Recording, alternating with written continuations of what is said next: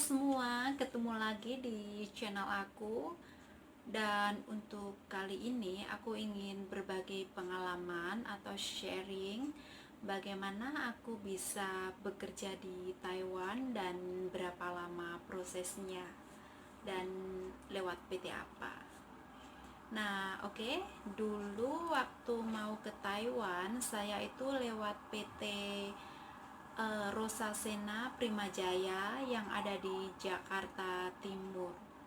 Dan waktu itu aku tuh prosesnya kira-kira selama 2 bulan, mulai dari pendaftaran, PAP, bikin paspor, ujian dan lain sebagainya. Itu kira-kira saya berapa 2 bulan dan bisa terbang ke Taiwan. Dulu saya di PT itu kurang lebih selama 2 bulan. Dan kalau nggak salah aku hanya belajar bahasa di PT itu sekitar 2 atau 3 minggu. Karena apa? Nah, karena dulu waktu itu aku tuh di training, disuruh kerja di luar. Aku tuh di training di rumahnya anaknya guru bahasa Mandarin. Aku di training di Tangerang, dan waktu itu aku disuruh jualan empek-empek ya. Aku tuh di training untuk jualan empek-empek. Kebetulan guru bahasa Mandarin di PT waktu itu tuh orang Palembang, dan yaitu aku di training di rumah anaknya guru bahasa Mandarin itu untuk jualan empek-empek.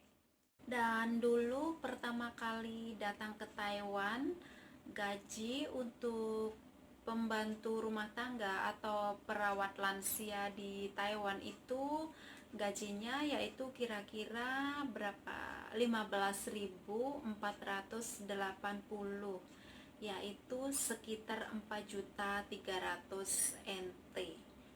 Nah, tetapi pertama kali aku ke Taiwan itu dulu dipotong untuk membayar agent, dipotong ke PT juga, yaitu pokoknya dulu itu per bulan kita hanya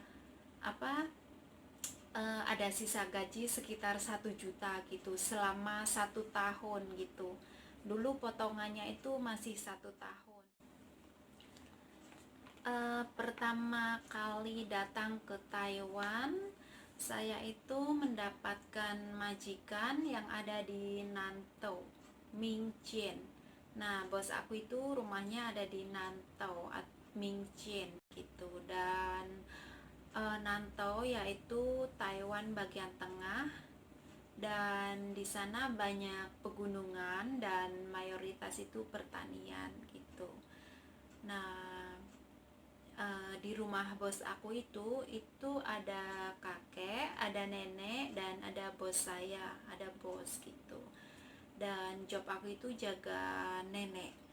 Tetapi di rumah bos aku itu ada kakek juga, dan aku juga sedikit membantu melihat atau merawat kakek juga gitu. Dan kebetulan waktu itu bos aku itu petani, dan bos aku itu menanam bunga ya, menanam bunga gitu. Pertama datang ke Taiwan sebenarnya saya itu merasa nggak betah gitu ya, karena saya merasa itu pekerjaannya super banyak sekali ya. Ada 2 pasien ya, 2 orang tua, yaitu ada kakek, ada nenek, dan kadang aku juga membantu ke kebun ya. Dan waktu itu saya nggak betah gitu, nggak tahan sekali, dan pengen cepet pulang gitu. Dan waktu itu pas udah mau habis kontrak, finish kontrak, aku itu ditanyain bos aku, apakah masih mau bekerja dengan family boss. Tetapi bos aku itu ngomong kalau aku masih mau bekerja dengan bos, dan bos aku itu mau memproses mandiri, yaitu proses direct hiring, yang dimana proses ini adalah tanpa melalui agent, dan bos aku itu mau proses sendiri gitu.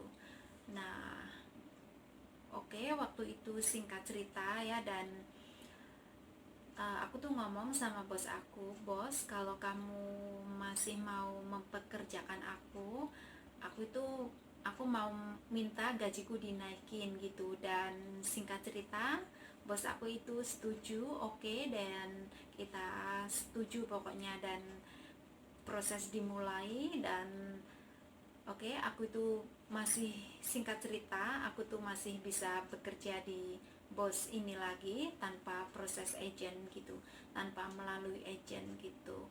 Dan aku juga nggak perlu membayar untuk potongan agent juga gitu, karena memang bos aku sendiri yang prosesi, jadi nggak perlu membayar ke agent.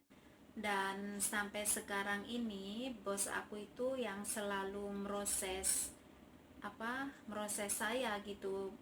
Yang artinya itu saya tuh nggak perlu agent gitu, jadi saya juga nggak perlu membayar untuk agent gitu. Dan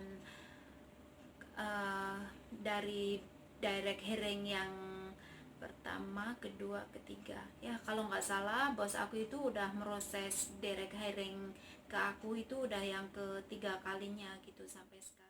Oh ya, di sini saya ingin nge-share keuntungan dari proses direct hiring atau proses mandiri, uh, proses tanpa agent maksudnya ya. Kalau bos kita sendiri yang proses, itu keuntungannya yaitu kita tuh nggak usah membayar ke agent gitu. Kita tuh udah dapat menerima gaji full gitu loh, nggak perlu membayar apa-apa gitu, kecuali kalau membayar asuransi kesehatan gitu, kita juga ada membayar sih, tapi bos membayar lebih banyak gitu.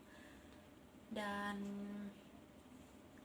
oh ya, dan harus diingat-ingat ya, karena kita tuh proses tanpa agent, berarti kita tuh nggak ada yang mengingatkan apa-apa gitu. Kita tuh harus ingat sendiri kapan waktunya medikal, kapan waktu paspor habis, kapan waktu memperpanjang KTP gitu. Kita tuh harus ingat sendiri loh ya, kalau kita nggak proses tanpa agent gitu. Kita tuh harus ingat-ingat gitu, dan takutnya kita tuh kelupaan dan nanti kadaluarsa gitu, dan kita tuh bisa kena denda gitu.